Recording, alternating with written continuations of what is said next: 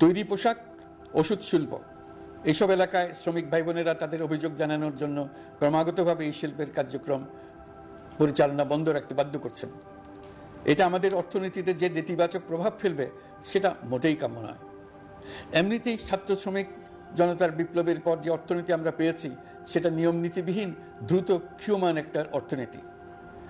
প্রাতিষ্ঠানিক কাঠামো প্রায় ধ্বংসপ্রাপ্ত, বৈদেশিক মুদ্রার রিজার্ভ তলানিতে গিয়ে ঠেকেছে। আমরা এই অর্থনীতিতে প্রাণ সঞ্চারের চেষ্টা করছি, আমাদের উদ্যোগে সাড়াও পাচ্ছি।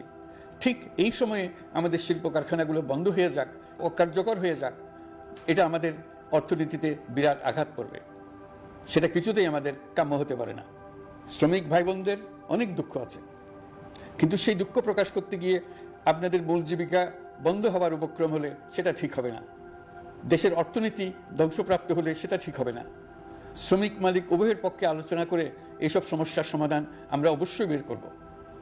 আপনারা কারখানা খোলা রাখুন, অর্থনীতির চাকা সচল রাখুন, দেশের অর্থনীতিকে সোজা হয়ে দাঁড়াতে দিন। আমরা আপনাদের সমস্যার স্থায়ী সমাধান বের করার জন্য সর্বশক্তি প্রয়োগ করব। মালিক পক্ষের কাছে আমাদের আবেদন, আপনারা শ্রমিকদের সঙ্গে বোঝাপড়া করুন, কারখানা সচল রাখুন, অর্থনীতির দুর্বল স্বাস্থ্যকে সবল করে তুলুন।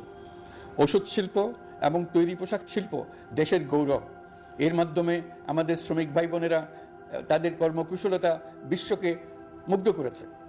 এর সাফল্য এখন থমকে আছে। আমরা এই দুই শিল্পকে তাদের সম্ভাব্য শীর্ষে নিয়ে যেতে চাই। দুর্বল করার তো প্রশ্নই ওঠে না। এই দুই শিল্পের কোথায় কোথায় বাধা আছে, সমস্যা আছে, সেগুলো চিহ্নিত করে তাকে বাধামুক্ত করতে চাই। আমরা বিদেশি ক্রেতাদের একত্রিত করে তাদের সহযোগিতা চাইব, যেন বাংলাদেশের এই শিল্প দুটি বিশ্বের অন্যান্য দেশের চাইতে বেশি আস্থাযোগ্য হয়ে গড়ে উঠতে পারে। সবকিছুই সম্ভব যদি আমরা শ্রমিক মালিক সম্পর্কটা একটা নির্ভরযোগ্য, আনন্দদায়ক করে গড়ে তুলতে পারি।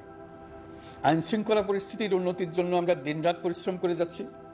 যে সমস্ত ভাই বোনেরা তাদের গত 16 বছরের বেদনা জানিয়ে তার প্রতিকার পাওয়ার জন্য আমার অফিস এবং সচিবালয়ের অফিস সমূহের সামনে প্রতিদিন ঘেরাও কর্মসূচি দিয়ে আমাদের কাজকর্ম ব্যাহত করছিলেন, তারা আমার আহ্বানে সাড়া দিয়ে ঘেরাও কর্মসূচির থেকে বিরত হয়েছেন বটে, তবে অন্যত্র আবার তারা তাদের কর্মসূচি দিয়ে যাতায়াতে ব্যাঘাত সৃষ্টি করছেন।